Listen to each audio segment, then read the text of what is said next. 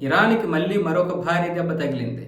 ఈ మాజీ supreme leader Ayatollah Ali ఖమేనీకి కుడిభుజమైనటువంటి లారిజానీని ఇప్పుడు ఇజ్రాయెల్ దళాలు మట్టుపెట్టేశాయి. ఆయనతో పాటు అనేక మంది మట్టుపెట్టాయి.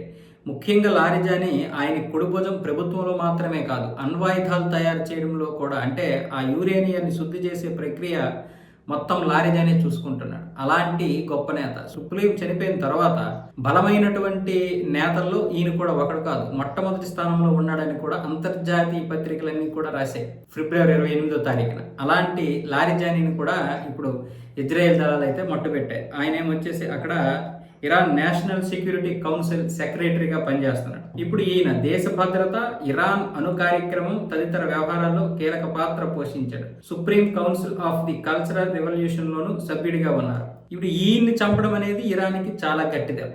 ఎక్కడ చంపాయి అంటే అక్కడ వెస్ట్ బ్యాంకులోను, అలాగే గాజాలో ఉన్నటువంటి కొన్ని ప్రాంతాల్లో కూడా వీళ్ళు మరికొంతమంది నక్కినట్లుగా ఉన్నారు. అక్కడ వాళ్ళను కూడా చంపారు. అంటే మొత్తానికి ఈ యొక్క దాడిలో చాలా మందిని చంపేశామని ఇజ్రాయెల్ చెప్తుంది. అయితే లారిజానీని ఎక్కడ చంపామన్న విషయం చెప్పలేదు. గాజాలోనా, వెస్ట్ బ్యాంకులోనా, ఇరాన్లోనా అన్న విషయం అయితే స్పష్టంగా తెలియదు. కానీ దీని గురించి ఇంకా ఇరాన్ అయితే స్పందించాలి.